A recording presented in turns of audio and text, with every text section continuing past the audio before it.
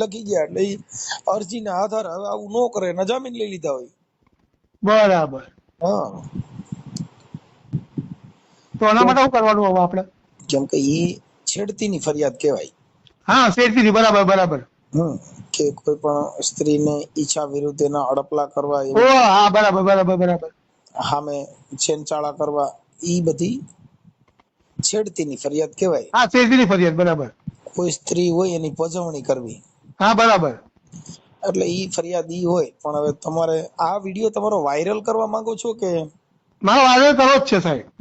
હા, તો તો અને હું સાહેબનો નંબર બી આપું. સાહેબ તમે આ કઈ રીતે ભાઈને છોડી દીધો? અને તો જામીન લાયક ગુનો છે ને. પણ હા, તમે જે અરજી કરી, અરજી છે એમાં કઈ એને જેલમાં પૂરવાનો અધિકાર ન હોય. બરાબર. એફઆઈઆર થઈ હોય 354 ની અને અત્યારે બીએનએસએસ ની કલમ મુજબ, તો ઈ એફઆઈઆર થયા પછી એની ધરપકડ ની વિષય આવ્યો. બરાબર. સમજી ગયા? એટલે ઈ તમે તો ખાલી અરજી કરી, અરજીના અનુસંધાને છોડી જ મૂકે ને. અરજીના અનુસંધાને કઈ જેલમાં રાખવાનો એની પાસે પાવર થોડો હોય. બરાબર. છોડી કેમ મૂક્યો? છોડી એટલે છોડી મૂક્યો. બરાબર. એફઆઈઆર થઈ હોય તો કોર્ટ મેટર થઈ ગઈ. બરાબર. તો ઈ પછી કોર્ટમાં કેસ હાલે. આ તો મામલતદારમાં જામીન દઈને છોડી મૂકે અને ઓલો આજીજી કરે, સાહેબ બીજી વાર ઈ બાજુ નહીં જાવ ને આવું નહીં કરું. બરાબર બરાબર બરાબર. આવી આની પ્રક્રિયા હોય. બરાબર. એટલે આપણે ની વેમ હોય કે હું ફરિયાદ કરું, હું અરજી કરું, તેવડે જેલમાં વ્યો જાય, છૂટશે નહીં, નામ થાય, ઈ બધી ખોટી મેટર છે. બરાબર. બરાબર. તે સાહેબનો નંબર આપું તમને? સાહેબને નંબર, સાહેબને હું શું વાત કરવાની? તમારે ફરિયાદ ન લીધી હોય તો વાત કરાય.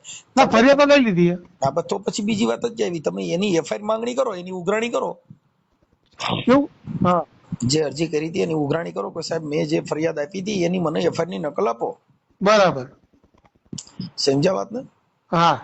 એટલે ઈ એફઆઈઆર ની નકલ આપે એટલે પૂરું.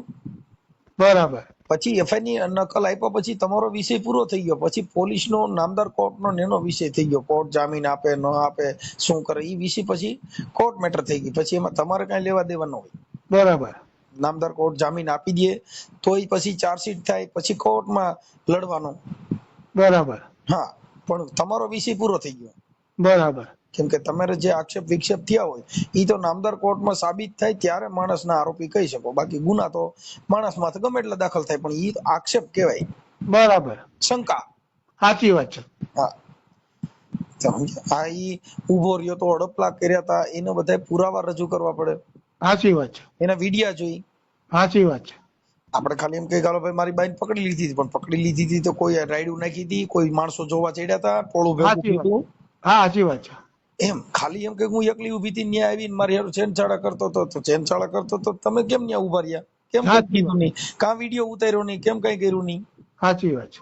એમ એના બધી વસ્તુનું પુરાવા જોઈએ. આપણે ગમે એજન્સીથી ફરિયાદ લખી લ્યો, હાલો એટલે ફરિયાદ લખી લીધી. હા, પછી એની તપાસ કરે. બરાબર. તપાસના વિષયમાં એવો કોઈ પુરાવા નીકળે છે? ત્યાં સીસીટીવી હતા?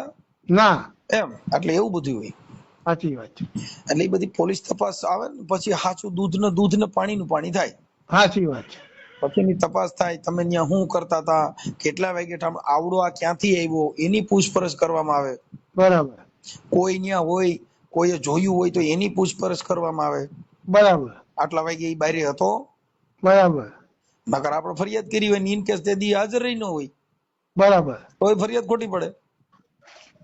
પણ એના પોતાના ભાઈ, અમે એના મા બાપના ઘેર જતા પછી એના મોટા ભાઈ એના બહુ મારે. શું થયું? એ જે છોકરાએ જે નાટક કરે ને તે પછી એના મોટા ભાઈને બોલાયો હતો અમે. પછી એના ભાઈ એને માર્યો જોરદાર. એમની આ વાત તમને તમારી ઘરવાળીએ કરી કે તમને કેમ ખબર પડી? તમને તો દેખાતું નથી. એટલે અમારા ઘેરથી મને કીધું કે આ ઉભો ઉભો નાટક કરે છે અને બરાબર. એટલે પછી મેં સીધી ગાળ બોલી, તારી માના પાડું એમ તેમ મેં ગાળ બોલી ઉભો થઈ. અને પછી દારૂ લઈને ઉભો થઈ ગયો, દેખાતું નહીં તો એ પછી એટલે દોટ પાડીને નાખ્યો. આમાં ઘેરથી કીધું કે તું સરો લઈને દોડ એ પાછળ પકડી લે કૌ જોડે. પછી એટલે દોડીને અને પછી ગોમની પેલી બાજુ બાર નીકળી ગયો. પછી એના ભાઈને મેં બોલાવડાયો છે. ભાઈ કીધું કે હું એને પકડીને કે બરાબર મારું કે પકા ભાઈ, અને પછી કે તમે એને માફ કરી દો. ઓકે, આપણે કઈ સમાજમાંથી બોલો?